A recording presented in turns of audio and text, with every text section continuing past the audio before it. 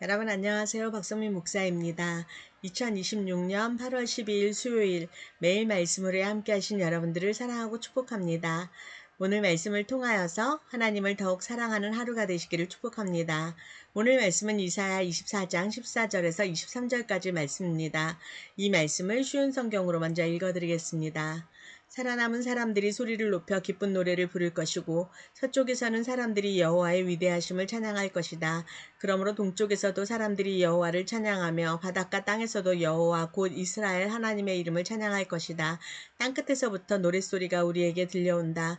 의로우신 분에게 영광을. 그러나 나의 마음은 슬픔으로 무겁다. 악이 여전히 행해지고 곳곳에서 배신행위를 일삼기 때문이다. 땅에 사는 사람들아, 너희들에게 두려움과 함정과 올가미가 놓여있다. 두려움으로부터 도망가다가 함정에 빠지고 함정 밖으로 빠져나온 사람도 올가미에 걸린다. 하늘에서 홍수의 문이 열리고 너희가 밟고 있는 세상이 흔들릴 것이다. 땅이 부서지고 쩍쩍 갈라지며 심하게 흔들린다. 땅이 술 취한 사람처럼 심하게 비틀거리며 폭풍 속의 오두막처럼 이리저리 흔들린다. 세상의 죄가 무거운 짐처럼 세상을 짓누르니 세상이 넘어져 다시는 일어나지 못할 것이다. 그날이 오면 여호와께서 높은 곳에서는 하늘의 군대를 벌하시고 땅 위에서는 땅의 왕들을 심판하실 것이다. 여호와께서 그들을 모아 제수처럼 구덩이에 던져 넣으실 것이다. 그들은 갇혀 있다가 여러 날 후에 벌을 받을 것이다. 달이 당황해하고 해가 부끄러워할 것이다. 왜냐하면 만군의 여호와께서 왕이 되시어 시온산에서 다스릴 것이며 예루살렘의 지도자들이 여호와의 영광을 볼 것이기 때문이다. 아멘. 사랑하는 성도 여러분, 좋은 아침입니다. 우리 오늘도 또 새로운 하루가 시작되었습니다. 오늘도 화이팅입니다. 여러분, 비가 온 다음날 이런 생각을 해보신 적이 있나요? 제가 어느 날 좀 그런 궁금한 것을 생각해 보게 됐는데요. 뭐냐면, 밤새 이렇게 비가 오고 비바람이 몰아쳐서 막 굉장히 이렇게 막 천둥 번개가 치고 그런 날 있지 않습니까? 그러면 아침에 되면 막 여기저기 물이 고여 있고 막 요란한 밤이 그렇게 지나가는데요. 새소리가 이렇게 들리는 거예요. 그러면 그런 생각이 드는 거예요. 이 밖에서 비바람은 다 똑같이 이렇게 치고 그랬을 텐데 이 새들은 어디에 있었을까? 어디에 있다가 아침이 되면 이렇게 다시 나와서 노래를 시작할까? 이런 궁금한 생각을 해보게 되었습니다. 오늘 이사야 24장을 이렇게 읽다가요. 저는 그 장면이 다시 생각이 난 것입니다. 이사야 24장은요, 밝은 말씀이 아니에요. 땅이 황폐해지고 사람들이 흩어지고 세상에 의지하던 모든 것들이 무너지는 이야기가 지금 계속되고 있습니다. 그런데요, 오늘 본문 시작하는 그 14절에 이르니까 전혀 예상하지 못했던 소리가 들리는 거예요. 이렇게 나와 있습니다. 개역개정으로 읽어드릴게요. 무리가 소리를 높여 부를 것이며 여호와의 위엄으로 말미암아 바다에서부터 크게 외치리니, 이렇게 말하고 있습니다. 폐허 한가운데서 여호와를 노래하는 그 노랫소리가 들리기 시작한 것이라는 것입니다. 여러분, 이렇게 폭풍우가 지나간 다음에 새가 노래하는 것 같이 이런 생각이 들었습니다. 이 사람들이 노래를 하는 것은요, 무엇이 좋아졌기 때문에, 상황이 달라졌기 때문에 그랬을까요? 그렇지 않다라고 말을 하고 있는데요. 그렇지만 그런 상황 속에서도 누군가는 하나님을 찬양하고 있다고 이렇게 이야기를 하고 있습니다. 그래서 오늘 우리가 이 본문을 통하여서 그 하나님을 찬양한 사람들은 무엇을 보았기 때문에 그런 노래를 부를 수 있었을까? 이것을 한번 같이 생각해 보면 좋을 것 같습니다. 14절 말씀과 15절 말씀을 자세하게 이렇게 보면은요, 이들이 찬양하는 이유가 나오고 있습니다. 제가 다시 한번 읽어드릴게요. 무리가 소리를 높여 부를 것이며 여호와의 위엄으로 말미암아 바다에서부터 크게 외치리니, 그러므로 너희가 동방에서 여호와를 영화롭게 하며 바다 모든 섬에서 이스라엘의 하나님 여호와의 이름을 영화롭게 할 것이라. 아멘. 이렇게 말씀하고 있습니다. 여러분, 이들이 찬양하는 이유가 무엇인지 찾으셨어요? 상황이 달라졌다고 나오지 않습니다. 뭐라 그러냐면요, 여호와의 위엄으로 말미암아 찬양한다고 이렇게 말하고 있습니다. 이 찬양하는 사람들은요, 지금 현재 상황에서는 이 땅이 폐허가 돼 있고, 그렇지만 이 폐허를 보는 것이 아니라 폐허 위에서도 여전히 다스리고 계시는 그 하나님을 보고 그 하나님의 위엄으로 말미암아 찬양하고 있다고 이야기를 하고 있습니다. 여러분, 여기에서 우리가 믿음의 중요한 특징이 있음을 알게 됩니다. 우리가요, 때로는요, 믿음이라고 하는 거는 막 억지로, 힘들면서도 나는 괜찮아. 막 이렇게 말을 하고, 이렇게 내 마음을 스스로 속이는 것처럼 이렇게 생각되는, 이런 말을 하는 것을 믿음이라고 생각할 수가 있어요. 근데 그렇지 않습니다. 성경을 보면은요, 아픈 것은 아프다고 말할 수 있고요. 힘들면 힘들다고 말할 수 있어요. 그런데 그것을 사람에게 하는 것이 아니라 하나님께 나아가서 말씀드리는 것을 기도라고 말을 하고 있는 것입니다. 그리고 내가 힘든 속에서도 진짜 믿음은 무엇이냐면요. 그 속에서도 한 걸음 더 나아가서 하나님은 여전히 나의 하나님이시다. 이 고백을 놓치지 않는 것입니다. 그것을 믿음이라고 이야기하고 있습니다. 여러분, 우리에게도 때로는 이런 날이 있지 않습니까? 아침부터 뭔가 막 마음이 바빠갖고요. 제가 누구를 만나러 나가야 되는데, 이럴 때면 뭔가 계속 꼬이는 것 같이 생각이 돼요. 급하게 나갔는데 보니까 차 키를 집에 놔두고 온 거예요. 그래서 다시 아파트를 올라와야 되고, 차 키를 가지고 나갔는데 갑자기 앞에 차가 막아서 막히고 있고, 아마 이렇게 계속 뭔가가 이렇게 꼬이는 것 같은 그런 날 있지 않습니까? 그러면 여러분은 어떤 생각이 드세요? 저는요, 그러면 오늘 하루는 왜 이렇게 엉망진창이지? 뭐가 이렇게 안 좋지? 뭐 운이 나쁘다? 막 이런 생각이 들 때가 있거든요. 그런데요, 여러분, 오늘 우리가 이 말씀을 통하여서 저도 그렇고요, 여러분도 그렇고, 한 가지 사실을 오늘 다시 새롭게 기억했으면 좋겠습니다. 그것이 무엇이냐면요.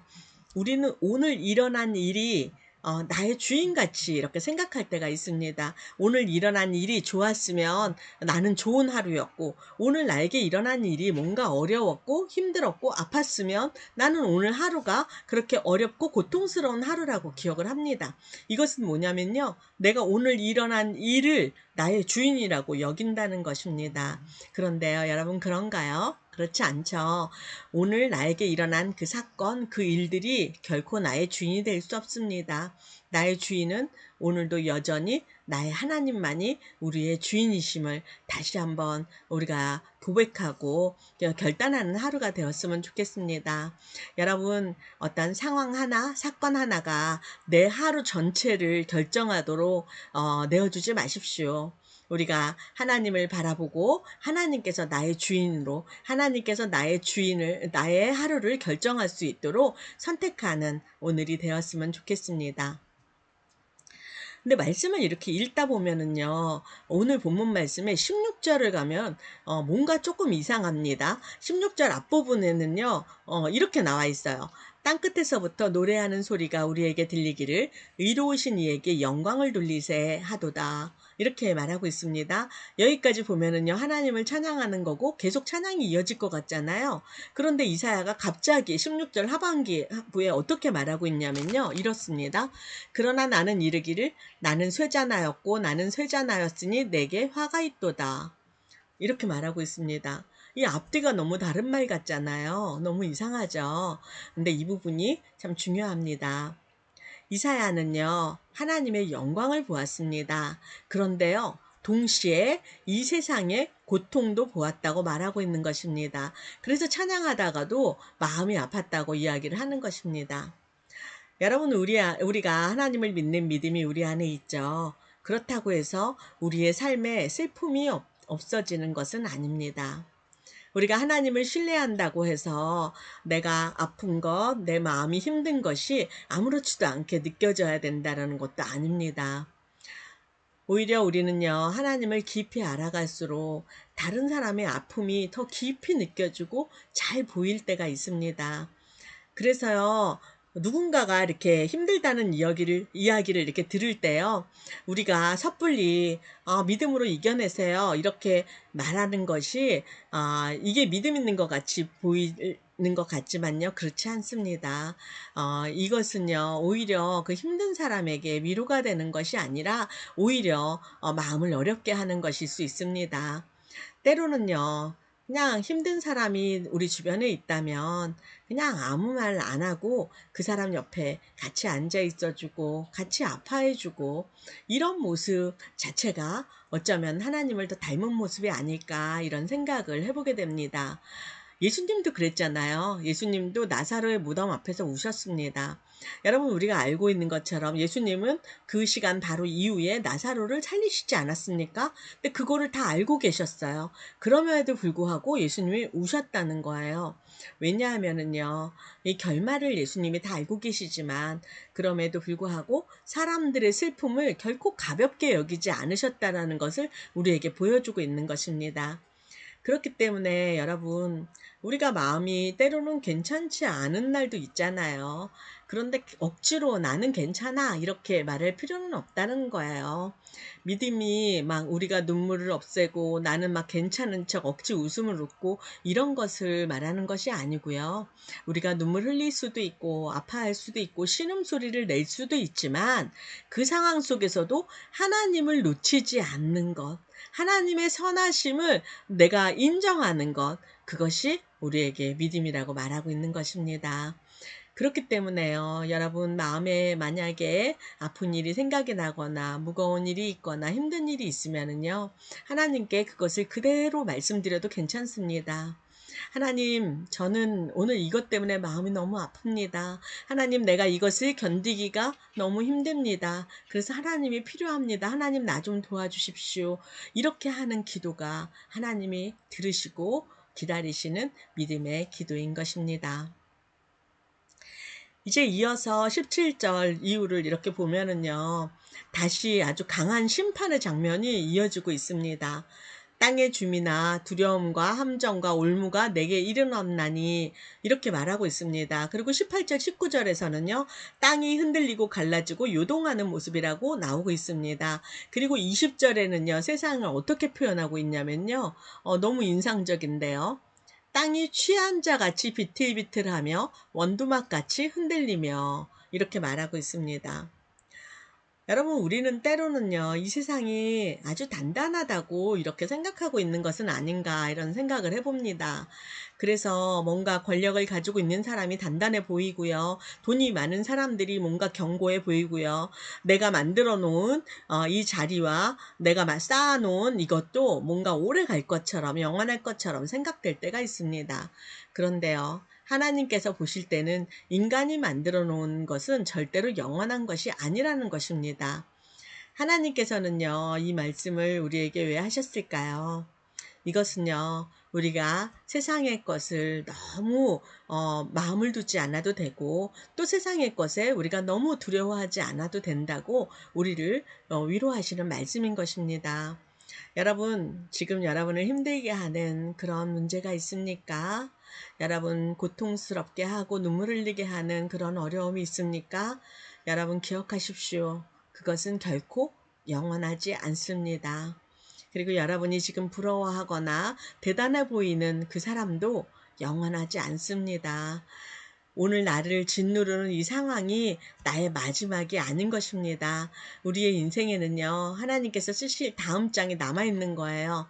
그렇기 때문에 우리 성도들에게는 하나님을 기다릴 힘이 있는 것입니다. 여러분, 오늘 당장 모든 것을 해결하지 않아도 괜찮습니다. 오늘 모든 답을 다 얻지 못해도 괜찮습니다. 하나님께서 우리가 다 알지 못한다 할지라도 오늘 여전히 신실함으로 우리를 통하여서 하나님의 나라의 역사를 써가고 계시기 때문입니다. 그렇기 때문에 그 하나님을 신뢰하는 하루가 되었으면 좋겠습니다. 오늘 본문 마지막 절인 23절을 제가 읽어드리겠습니다. 그때 달이 수치를 당하고 해가 부끄러워하리니 이는 만군의 여호와께서 시온산과 예루살렘에서 왕이 되시고 그의 장로들 앞에서 영광을 나타내실 것임이라. 이렇게 말하고 있습니다. 여러분, 이사야 24장은 무너지는 세상을 보여주면서 뭔가 끝날 것 같이 이렇게 보여주고 있습니다. 그리고 마지막 장면에는요. 근데 오늘 지금 이렇게 읽은 것처럼 하나님의 영광을 나타내신다고 이야기를 하고 있습니다. 여기에서 우리가 기억해야 되는 게 있습니다. 왕이신 하나님께서 계신다는 거예요. 왕이신 하나님께서 이 폐허가 된 이 땅에 하나님께서 계신다라는 것이 오늘 본문이 우리에게 보여주는 마지막 그림입니다. 여러분, 세상은 어떻게 변할지 우리가 다 알 수 없습니다. 그리고 우리에게 당장 내일 어떤 일이 생길지도 모릅니다. 우리의 계획한 것이 그대로 이루어질지 아니면 내 생각과 다른 일이 벌어질지 우리는 알지 못합니다. 그런데요, 성경은 우리가 모르는 것은 모르게 놔두고 우리가 알아야 될 분명한 한 가지를 이야기해주고 있습니다. 그것은 무엇이냐면요, 마지막까지 우리에게 왕이신 분은 오직 하나님이시라는 것입니다. 여러분, 아멘이십니까? 네, 아멘입니다. 그래서 사람들은 이것을 알았기 때문에 14절에 노래한 것처럼 폐허가 된 땅에서도 하나님을 노래하고 찬양할 수 있었던 것입니다. 여러분, 오늘 이사야 24장에는 참 많은 것이 무너지는 것을 우리에게 보여줬습니다.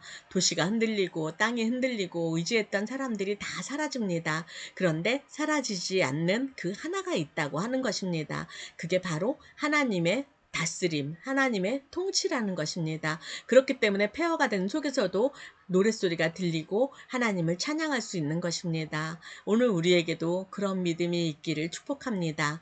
우리가 좋은 일이 있을 때만 감사하는 것이 아니라 마음이 아프고 내가 쉽지 않은 그런 날에도 오늘 나의 삶이 아직 끝나지 않았음을 믿으면서 오늘 주님을 찬양하면서 걸어가는 그 믿음의 삶을 살아가기를 축복합니다. 아직 하나님께서 우리를 위해서 일하고 계십니다. 그리고 우리에게 하나님은 영원한 왕이십니다. 이 사실을 우리가 기억하면서 오늘도 우리의 왕 되신 하나님을 바라보고 또 승리하며 걸어가는 하루가 되시기를 축복합니다. 함께 기도하겠습니다. 하나님, 감사합니다. 오늘도 말씀으로 하루를 시작하게 하시니 감사합니다. 하나님, 우리는 때로는 눈앞의 상황만 바라보면서 너무 빨리 낙심하고 결론 내리는 연약함이 우리에게 있음을 고백합니다. 이런 우리의 연약함도 오늘 주님 앞에 다 맡겨드립니다. 때로는 우리의 삶에서 마음 아픈 날도 만나고 또 답이 보이지 않는 순간도 마주하게 됩니다. 그렇지만 그 시간에도 영원히 일하고 계시는 하나님을 기억하게 하시고 그것을 신뢰할 수 있는 우리가 될 수 있도록 축복하여 주시옵소서. 주님, 오늘도 우리의 삶을 받아주시고 우리의 왕이 되어서 우리의 삶을 다스려 주십시오. 모든 순간에 주님을 바라보면서 주어진 하루를 믿음으로 살아가는 우리가 될 수 있도록 우리를 이끌어 주십시오. 감사드리며 우리의 소망 되시는 예수 그리스도의 이름으로 기도드립니다. 아멘.